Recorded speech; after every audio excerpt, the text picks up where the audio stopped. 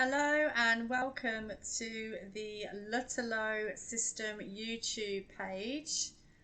Welcome to my studio. How are we today? Hello everybody. My name is Jenniffer Taylor and welcome to my studio here in the UK Bromsgrove.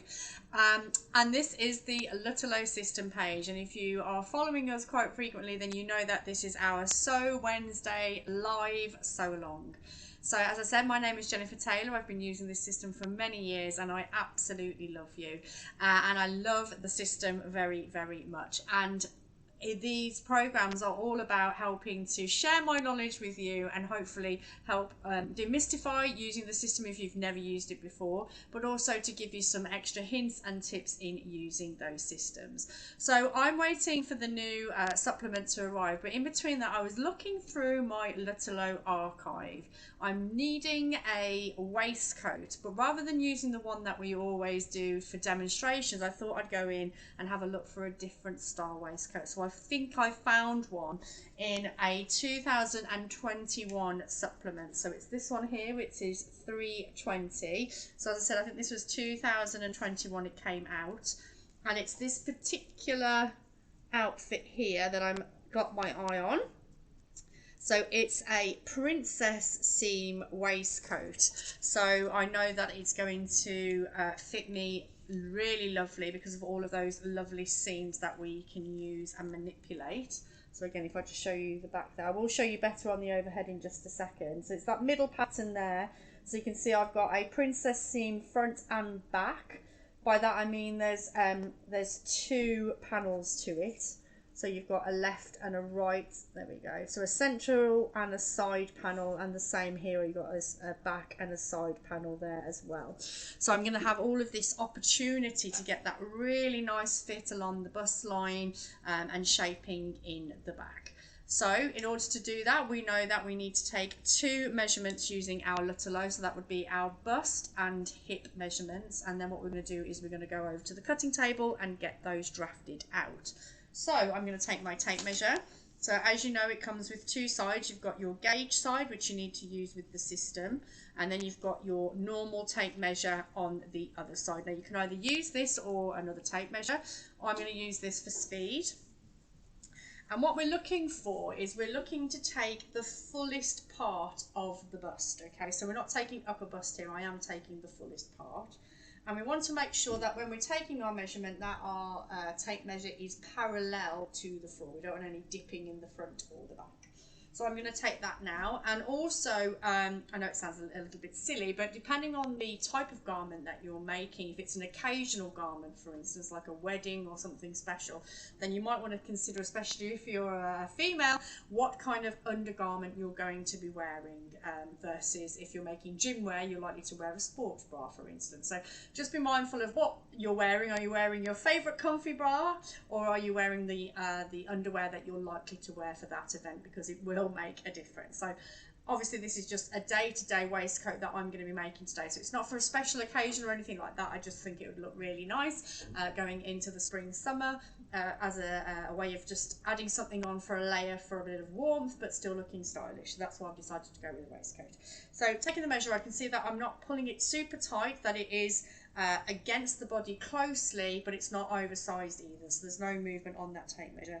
And my measurement is 115, so I'm going to make a note of that.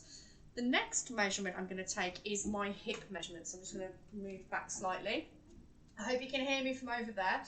So when you're taking your hip measurement, you might want to consider taking several measurements. So classically, it would be where I say where the break is, where your hip is. So if I move my leg, that's where the hip would be. Normally you would take your measurement there. But depending on your body shape, it might be the upper tummy, it might be the hip, or it might even be the upper thigh. So I would suggest taking a couple of measurements and seeing which one comes out with the biggest number, and that's the one that we're going to use for our hip.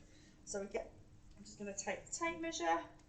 So this is where ideally I'd be using a mirror to check that the tape measure, so I'm using the camera in this instance and making sure that it's parallel to the floor. And then rather than look down and transfer my weight, which will affect the tape measure, I'm going to pinch and pull away. So I'm coming out as 112. So I've got my two measurements there. So just making a note, 112 and 115 on the bust. Lovely. And now I've got those two measurements, I can then take that over to our cutting table. So let's go and do that. Let me just flip that over. There we go. So I'll see you in just a second. So as I said, I've got my two body measurements there, and we'll take a better look at the pattern once I've got on that overhead camera for you. Where's that doing? That will be better. There we go. Right then, so let's come to here. Lovely. So we have our pattern just here, and we'll go through that in more detail in just a second.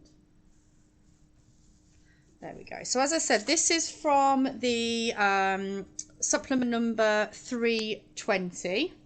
So originally came out in 2021, and it was, I need to put this in my little folder, I think. There we go. So it's this particular pattern here that I was interested in. So I really love the suit, but I'm wanting to get a really nice waistcoat. So rather than using the one that we normally use, if I just grab a copy of that very quickly, if I can find one, which is this one here. You're probably familiar with that one, where you've got the big dart coming in from the shoulder. So this is a really good one to just double check any fit areas, super quick to make. But as you can see, it's just one whole front piece and one whole back piece. Whereas with this particular waistcoat, we are going to be drafting a princess seam. So you can see here that, yes, you draft out the whole thing, but there's actually two pattern pieces to this particular pattern, and also with the back. And the reason why I know this is because I've got the letter A, meaning front, and then I've got AC here, which means the side front.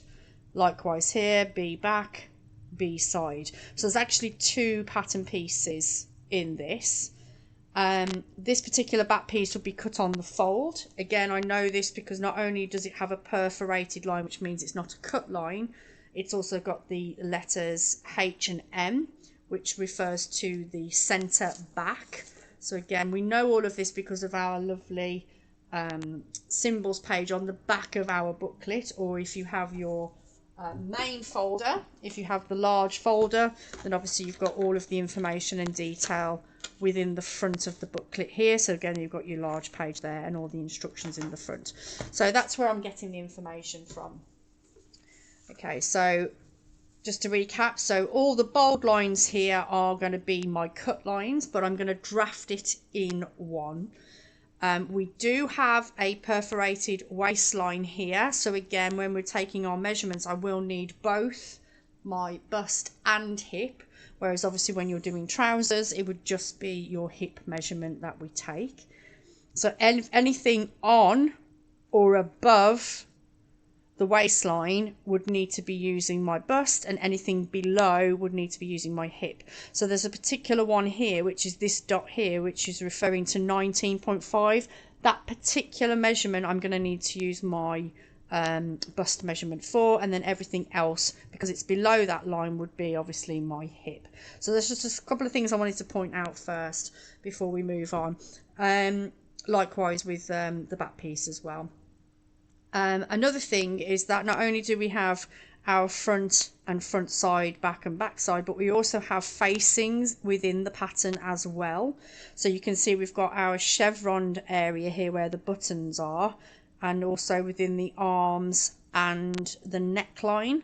So I would need to be taking copies of those. So that everything you need to make this particular waistcoat is on those patterns. They're not separate pattern pieces, which is what you tend to find in commercial patterns. So everything is within the pattern itself. You just need to refer to your symbols page to be able to get that information. And again, just for extra clarity, not only have you got the chevrons telling me that it's a facing, but you've got the letters ST also on there telling me that it is a facing. So again, if we go back to the symbols page, we've got S and T. Where is it? There it is, S and T, so facing. So just a quick thing on the symbols page.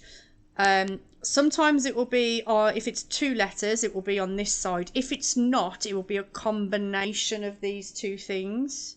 So for instance, the AC, for instance, there is no AC on the side here, but if I combine A and C here, you can see it says front and side. So just so you know, if you can't find it here, then you need to combine it over this side, if that makes sense. There we go. And then the other thing to cover very quickly before we start drafting is just getting a bit more information on the front of the pattern. So here we've got a couple of things. Not only do we have the numbers 55, 56, 57 and 58. So that's referring specifically to the pattern numbers which correlate on the back. So I'm doing pattern 57, so 57 is the waistcoat, where 55 is going to be the jacket, and 56 and 58 is either going to be the trousers or the shorts, depending on what you're doing. Okay. Another thing, and the reason why I know that that's what they are is again because of these references here. So I've got UU, WW, and I've got Z and Z. Okay, so let's just flip over. So Z is trousers. So obviously the shorts is a shortened leg version of that. So that's the trousers. UU is jacket. And WW is vest, or as we know it, waistcoat. So it's telling you what the numbers relate to with those symbols. And then it's also telling you, depending on what you're making, how much fabric you are going to need to make said jacket. Now obviously this is going to be a kind of estimated number, because obviously all body measurements are different, but we're not going to put every possibility. So this is all based on if you have a 90 centimetre bust or a 100 centimetre hip. So my numbers, my measurements are over that. I'm 115 and 112. But it's going to give me a very good indication of how much fabric I'm going to need. So if the selvage, which is the raw edge side to side, is wide, so in this case 150 centimeters wide, it's saying if my bust was 94 or 100 centimeters hip, I'd need 2 meters of that fabric. Obviously with my size being slightly bigger, I might want to increase that. But also what you do need to take into consideration is what is happening with the fabric. Is it a plain fabric? Has it got a print? How often does that print repeat? Is it quite close together or quite far apart? So there's lots of things that you need to consider in when you're choosing the length of your fabric. Okay, if you in a position where you don't have your fabric yet, and you've already drafted out, then obviously you can use your pattern pieces and lay them out to find out how much fabric you specifically need based on your size. But generally speaking, if I was out and about and I saw this amazing fabric and I have no idea what I'm going to make with it, I tend to go, my magic number is 3. I would do 3 meters of most things. Unless I'm going for something like a full length jacket, then I'd probably go more in the region of 5. But for something like this, 3 meters, 3.5 meters would generally cover that kind of pattern. And obviously depending on the width of the selvage, if it's thinner, then you're definitely going to need more length. And obviously, again, I've already mentioned about things like pattern repeat, for instance.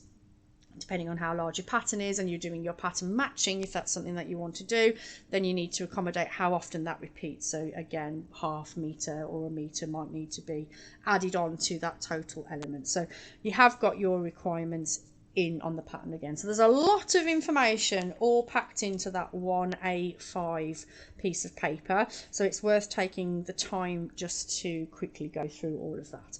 So let's crack on with the drafting. So I've already gone ahead and got my paper ready. I've cut out, photocopied and cut out my pattern ready to go. And I've got my cutting board underneath, because I'm going to need to stick a pin into my table, and I don't want to do that directly into the wood. So I'm going to go with my bust measurement first. So I'm going to go with 115. Now, as you notice, there is no 115 on my particular ruler. So you always go up, never go down. So I'm on 116, and I'm going to place that into the crosshair of the front pattern piece. Okay, so that's securely in, and now you can see that I can rotate freely around that pin.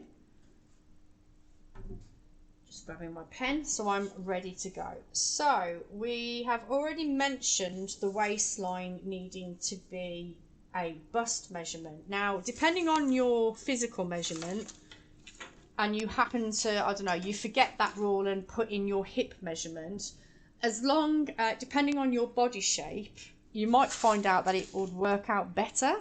So if you are a larger hip, for instance, then using your hip measurement versus your bust might actually come in with a better fit. So it's worth playing around with that. But general rule of thumb would be to use your bust measurement instead of your hip. So I'm stretching out my tape measure, putting the white section along the line first, stretching it out and making the mark where the number says. So the numbers that radiate around the pattern never change. It's where you put the pin that does. And the other thing to note, you always want to make your mark on the same side that the pin is in. If you do it on the other side, then it's going to be out. So just before you make the mark, just double check that you are doing the right side, or sorry, the correct side of the tape measure. So again, I'm stretching out. This one is 14. This is 11 and a half. 11 and a half. So this is super quick process. My little girl loves to do this when I let them, that is. But it is that simple, just a case of placing that tape measure, that gauge against the line on the pattern, and then stretching out to the measurement that it's requested. So this is 20, coming up to 30 now. 22, 16, 15 and a half.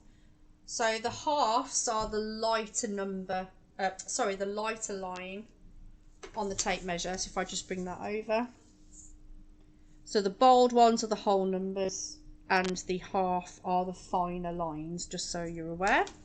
And that's everything done now on the top part of the pattern. So now I need to change that to my hip, and it's 112, so I am 112 on there. So let's just pop that on.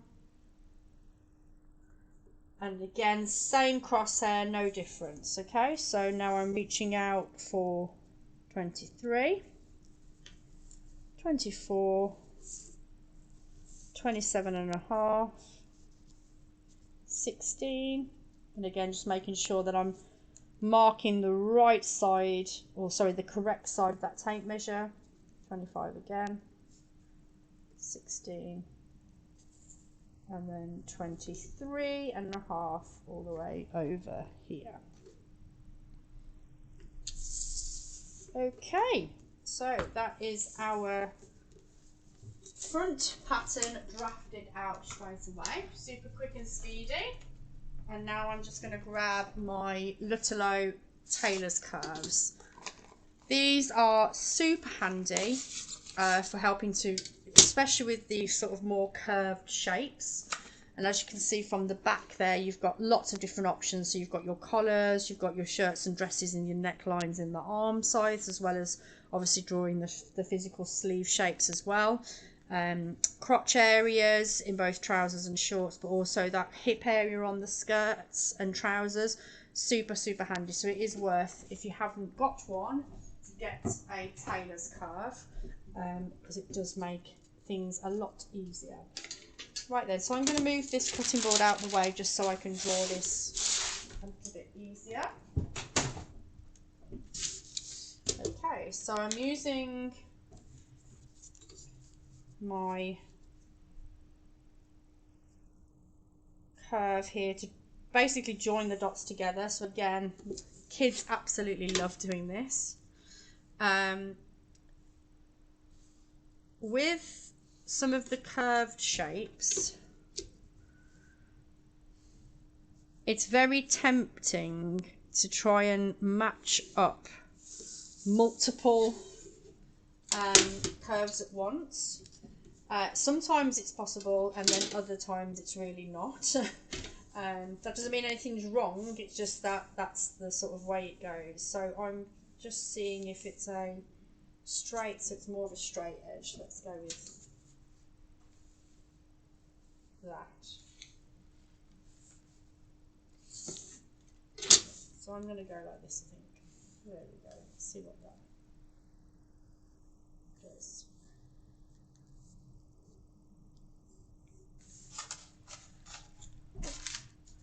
Pop a few weights on the bottom of the paper there, curling up.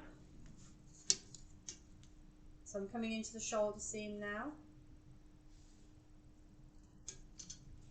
And then I'm going to start drawing my curve up here. So as I was saying, like with the curve here, it's really tempting to try and get all of the dots together. But as you can see with this princess seam, the pattern has been spliced. So if you can get 3 on, it's very satisfying.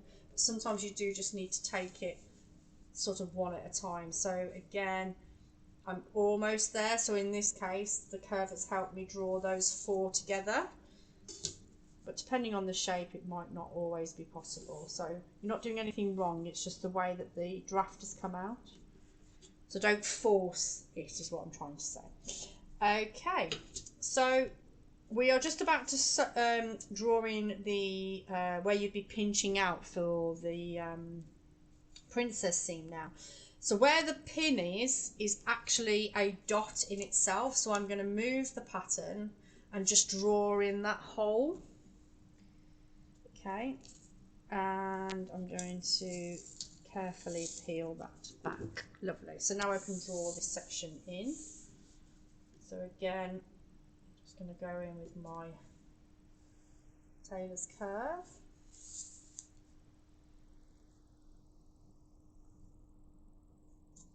So coming in from there, there's a little dark going in. So this is going to really pinch into the waist, which is exactly why I've picked this pattern, so I can really fine tune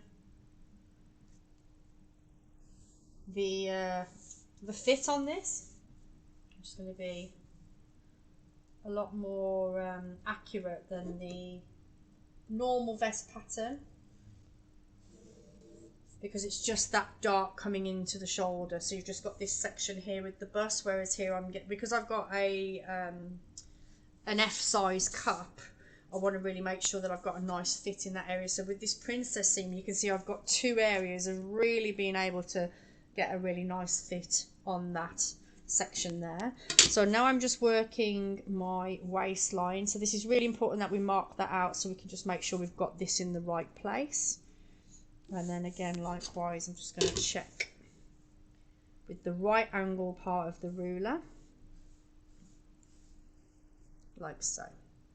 Okay, so I'm using the right angle slot and then using this waist dot to get it in the right place. Okay. Brilliant. So that's everything done. I am just going to quickly check this mark here, because see how it's kinking out? I just want to make sure that I've not done something wrong. So I'm just going to find my pin. Where's it hiding? There it is. So again, my bust measurement was 115, so that's going into there. Now I've taken my pattern off, so I'm having to do it all manually. So I've got the pin in the gauge, pin back into the crosshair, and then I'm going to put it back into the hole it came from. But I'm actually going to use a different point to make sure I get my pattern back where it was. So I'm rotating my pattern keeping my tape measure still, and it's on the mark 30, and I'm using the line of that pattern to realign my pattern piece, because obviously I had to take it off because of the princess scene that we were drawing in. So if ever you have you know, how do I get this back on, that's how I would do it. So it's 30 here, 16 there, and it says 22 there. But I think I might have moved slightly. Let's have another look. Yeah, I've moved my tape measure slightly, so if I just redraw that in, that is a much better line. See, it's very easy to make mistakes, but I could just see that line just wasn't quite right. So just by going back in, putting the pin back in where it was, I can just quickly double check that. So I think I might have, in chatting to you, I think I've actually marked the wrong side of the tape measure, and it's so easily done. That's the one thing that always happens in my workshops, I must say. There's something about going to 12 o'clock and then all of a sudden your brain starts doing it the other way around. So this is why I'm saying it's really important to check your pin, which is very hard when you're trying to do it and talk at the same time. So always double check the pin and making sure that you're marking on the correct side of the tape measure, because as you see, I've marked on the left rather than the right, and you can see how much of a difference it made. So this was the original line that I had, and you can see it's making a strange shape in my pattern, which I don't want. So it is worth every time double checking the pin. So even though I said it, I wasn't doing it. So that's that's one lesson learned from me today. Okay, so that's everything drawn out. Obviously, another thing that you might want to quickly do is put on your details. So I've got my front and front side. You've also got facings, which I'm going to draw in after. So again, on the pattern it's saying 3 centimeters in from this point, so I can draw all of those facings in later, because what I really want to do with us together is to do a quick fit test. So I'm going to cut that out and then go from there. Taking my scissors, super quick. So again, just to note that the Lutterloh does not have seam allowances in the pattern, so you need to remember to add these on when you are going to fabric. But for the fit test, it really does help to establish, are the seams sitting on the body where we want them to. It's always good doing it with the pattern. Now I'm going to keep these two together just for the fit test to see if anything needs to change. But when it comes to the fabric, you are going to want to separate those pattern pieces. Okay, so I'm just going to quickly cut out that section, cut out that section, like so. And then what I can then do is almost similar to the other vest pattern, just make a few dents where the darts are supposed to be, and that will help with that. Okay, right then, so let's just go back over to our cutting table. And we will do a fit test. There we go. So I'm just moving the camera very quickly. So what have we got planned actually for our summer sessions? Are there any particular garments that are you've got in the pipeline? Are we thinking dresses? Are we thinking shirts or shorts? Let us know, because when the pattern comes through, the supplement comes through, we can plan our next session. So let me just angle that a little bit better. Okay, you are ready for me. Brilliant. Okay, so here we have our pattern. Now, the one thing I didn't make a note of was the centre front, so let's just do a quick line on that. Lovely. So this is going to be coming in. So obviously bear in mind there's buttonholes coming down here, isn't there? So I want to make sure that I've got the centre front in the middle. So it's not this section here, that's not the centre, it's just slightly in. So it was a physical point of reference that we marked out with the dot. So I can just highlight that a bit thicker for you. Just get the ruler very quickly, just so you can really see that centre front quite clearly on the camera, because I'm aware that it's not showing up very well. There we go. Is that better? Yeah, that's better. Okay, lovely. So if I come over here. So there's the centre front. We're coming in to the side. Now the first thing I want to check is the waist on my waist? So I'm just making a point of feeling that out, and I can see in the camera that that is bang on in relation to my waist, so I'm very happy with that. The next thing I want to check is where the crosshair was, where it met, is that in the fullest part of my bust? And it is, which is great. I think this is a genuine thing. So when I've done the patterns in the past, I've been wearing my comfortable bra. So I am aware, because of using the system a lot, that normally I would have to lower the bust point because of the shoulder to full bust point distance. I know that I've got quite a longish body. Whereas I've treated myself to some new underwear, and clearly it's made a difference, because my bust point is exactly where it needs to be, which is unusual for me. So I'm very pleased with that. Just need to wear a better bra. There we go, ladies. So yeah, that's what I'm looking for. So it is the case. Now, if it wasn't, I would be making a kind of mark on the pattern to give me an indication of where I need to move that down. And we did sort of go through that in our last session of how we can move things around if we need to. But on this occasion, I didn't need to, which was absolutely fabulous. So if I just bring that in, so that's me putting the dart in here. Again, just checking my centre front. What I'm looking for now is what's happening with the side seam. Now I am wearing quite a big baggy jumper. Let me just tuck that in for you.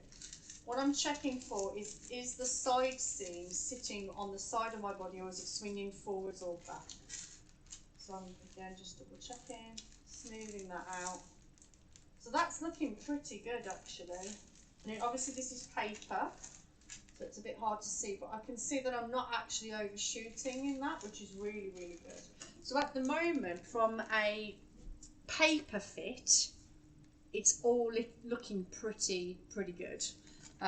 Which is fantastic, and I wouldn't expect anything less. So again, with the Lutterloh, because you're using the centimetre rather than going, I'm a size 10, 12, 14, 16, 18, which has around easily 1.5 inches, which is about 3 to 5 centimetres difference in sizes.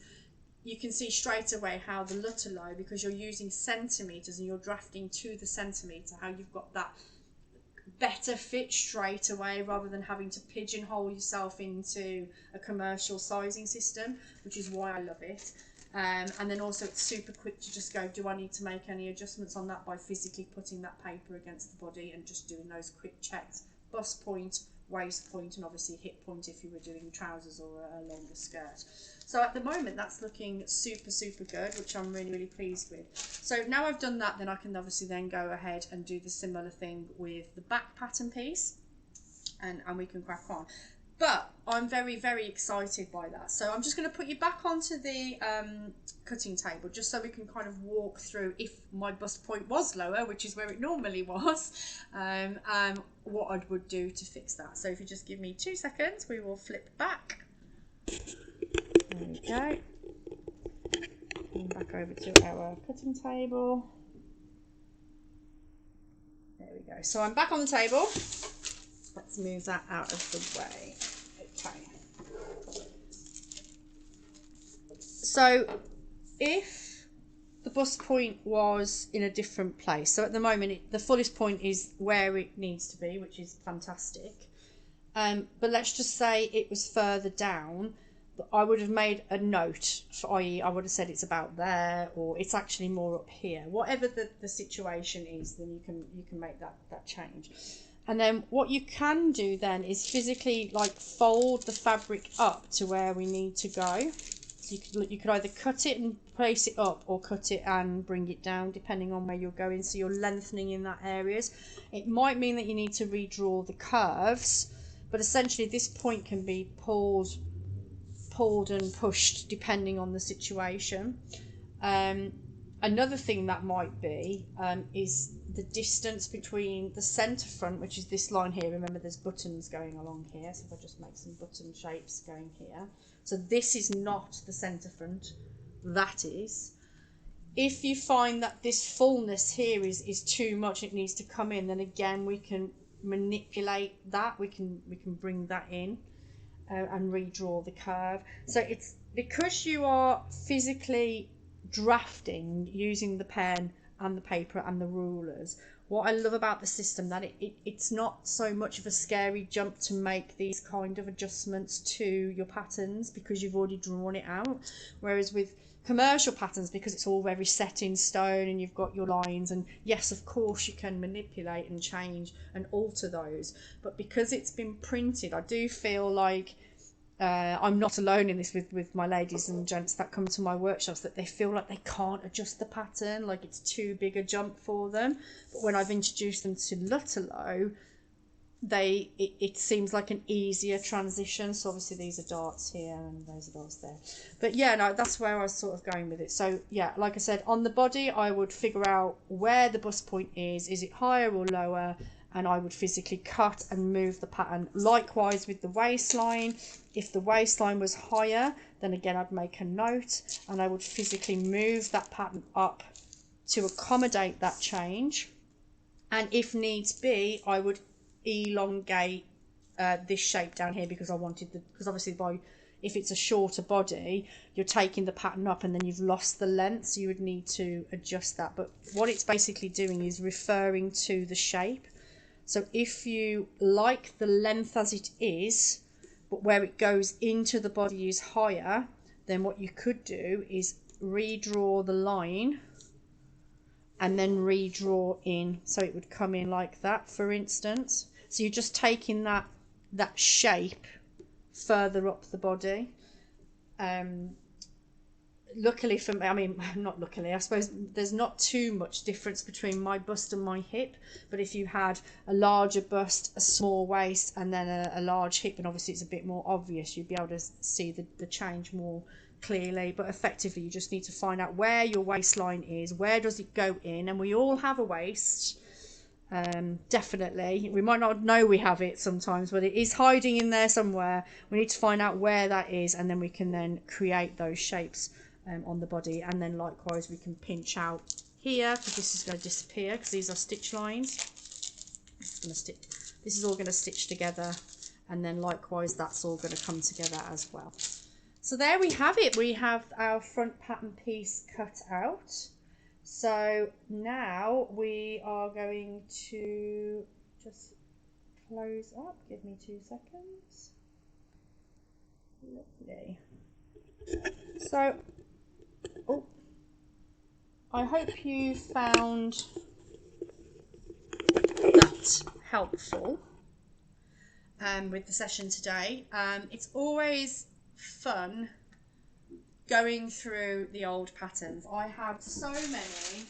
So not only do I have my lovely folders, and I've got 3 of them, I'm very lucky that I get to have the supplements as well. So I've got a lot of supplements. So it's lovely when it comes to workshop settings, when people come and go, oh, I've got this idea of a garment, I want to make this on this, and then straight away I could just go to my Lutterloh system, flick through the pages with a cup of tea and a biscuit, and then be able to pull out a pattern without having to spend ages on the internet not really knowing what I'm looking for. Because it is hard, isn't it, trying to find words to describe what it is that you're looking for. Whereas with the Lutterloh, you can flick through those at your leisure and off we go. So I hope you've enjoyed today's session. As I say every time, if there are any questions, please feel free to pop them into the comments and I will go back and review those and answer you back directly. Sorry if I've missed any questions today. And then yes, so next week will be Claire Louise, and I will be back the following week where hopefully I will have a semi-sewn up toile and we can check the fit for real that time, and any other bits we will unpack as well. So for instance, sewing 2 curved seams together is a bit tricky, so we'll definitely be covering that next time. But until then, I want to say thank you so much for joining me. It's always a pleasure and I look forward to seeing you next time. And if you are new to joining us, then obviously please feel free to like and subscribe to the channel, and then it'll let you know when we're going live again next time. So until then, I've been Jenniffer Taylor. Thank you so much for joining me. I will see you next week. Let's just finish you off. Bye.